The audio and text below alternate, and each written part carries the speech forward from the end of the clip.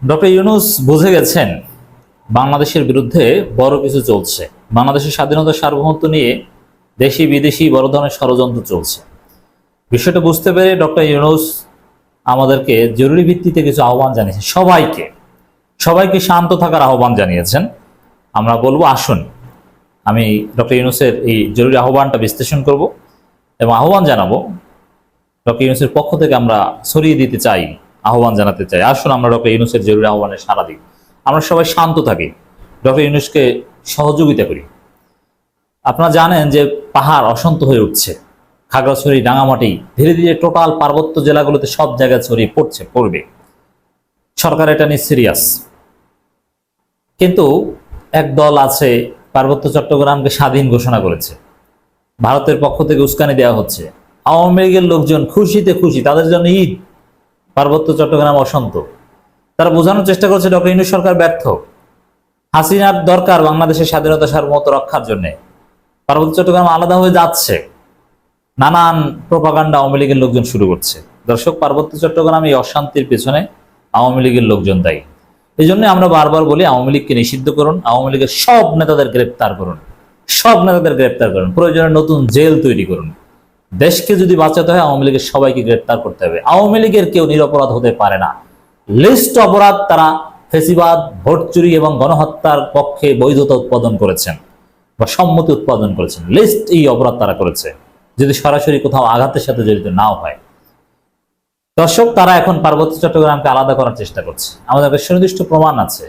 ছাত্রলীগের পদধারীরা, ছাত্রলীগের পক্ষে যারা কাজ করছে বিভিন্ন বিশ্ববিদ্যালয়ে, তারা এখন পাহাড়ে গিয়ে তারা বলছে যে লিখে রাখুন আজ থেকে পার্বত্য চট্টগ্রামে স্বাধীনতা ঘোষণা করা হলো, এই তারিখটা লিখে রাখুন। এভাবে ফেসবুকে পোস্ট দিচ্ছে, এভাবে অশান্তি তৈরি করছে। এভাবে বড় কিছু চলছে। নেপথ্যে কোনো গণমাধ্যম এভাবে রিপোর্ট করেছে যে ভারতের সহযোগিতায় পার্বত্য চট্টগ্রামে প্রতিবিপ্লবের চেষ্টা। এর মানে something is going on, unpleasant, unexpected এবং সামথিং গ্রেট, যেটা খুবই ডেঞ্জারাস, অ্যালার্মিং। খাগড়াছড়ি, রাঙামাটিতে সহিংসতা পরিস্থিতি নিয়ন্ত্রণে কাজ করছে সরকার। সবাইকে শান্ত থাকার আহ্বান ডক্টর ইউনূস। এই জন্য আমরা বলবো পাহাড়ি বাঙালি আসুন আমরা সবাই শান্ত থাকি, আমরা আইনের প্রতি শ্রদ্ধা দেখাই। ডক্টর ইউনূস সরকার এই বিষয়ে একটা সমাধান করবেন। উচ্চ পর্যায়ের একটা প্রতিনিধি দল কাজ করে যাচ্ছেন, আপনারা জানেন। খাগড়াছড়ি, রাঙামাটিতে উদ্ভূত সংকট সমাধানে সরকার কাজ করছে বলে জানিয়েছেন প্রধান উপদেষ্টা ডক্টর মোহাম্মদ ইউনূস। সেই সঙ্গে সবাইকে শান্ত থাকার আহ্বান জানিয়েছেন তিনি। ডক্টর ইউনূস তার ভেরিফাইড ফেসবুক পেজে এক পোস্টে এই আহ্বান জানান। তিনি 3 পার্বত্য জেলার শান্ত থাকতে সকলকে আহ্বান জানান। পরিস্থিতি নিয়ন্ত্রণে কাজ করছে সরকার শিরোনামে এই পোস্টে তিনি লেখেন, খাগড়াছড়ি, রাঙামাটিতে যে সৃষ্ট সমস্যা নিরসনে আন্তরিকভাবে কাজ করেছে সরকার করছে। 18 সেপ্টেম্বর জনক ব্যক্তিকে গণপিটুনি ও পরবর্তীতে তার মৃত্যুর ঘটনাকে কেন্দ্র করে চলমান হামলা, আক্রমণ এবং প্রাণহানির ঘটনায় সরকার গভীরভাবে দুঃখিত এবং ব্যথিত। দেখেন, প্রথম আলো, ডেইলি স্টারও কিন্তু এটা নিয়ে ষড়যন্ত্র করেছে। তারা এই ঘটনাকে এমন ভাবে দেখাচ্ছে, মিডিয়া একবার ফ্রন্ট পেজে লিড নিউজ দিয়ে, মনে হয় যেন দেশ ধ্বংস হয়ে গেছে। এটাকে এত বড়ভাবে দেখানোর কিছু নেই। মিডিয়ার রিপোর্টের কোনটাকে সামনে আনবে কি, এটার উপর অনেক কিছু নির্ভর করে। মানে এই ডক্টর ইউনূস সরকারের বিরুদ্ধে, দেশের বিরুদ্ধে ষড়যন্ত্র চলছে। সরকারের পক্ষ থেকে আইন শৃঙ্খলা রক্ষাকারী সকল বাহিনীকে সর্বোচ্চ সংযম দেখাতে এবং পার্বত্য 3 জেলায় বসবাসকারী সকল জনগণের নিরাপত্তা নিশ্চিত করতে নির্দেশ দেওয়া হয়েছে। সেখানে শান্তি ও সৌহার্দ্য সম্প্রীতি নিশ্চিতকরণে সরকার বদ্ধপরিকর।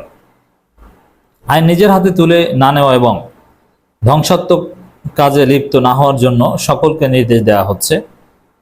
আইন নিজ হাতে তুলে নেওয়া এবং কোনো সম্পত্তি ধ্বংস করা দণ্ডনীয় ও গর্হিত অপরাধ। আমরা যেন এই ডক্টর ইউনূসের কথা অক্ষরে অক্ষরে মেনে চলি। আইন নিজের হাতে তুলে নেব না, আমরা কোনো ধ্বংসাত্মক কাজ করব না। এটা দেশের সার্বভৌমত্ব নিয়ে এখন টান বাজিয়েছে ওরা মানে আওয়ামী লীগ এবং তাদের মিত্ররা। সহিংসতার সঙ্গে সম্পর্কিত সকল ঘটনার সুষ্ঠু তদন্ত আর দায়ী ব্যক্তিদের বিচার নিশ্চিত করতে হবে।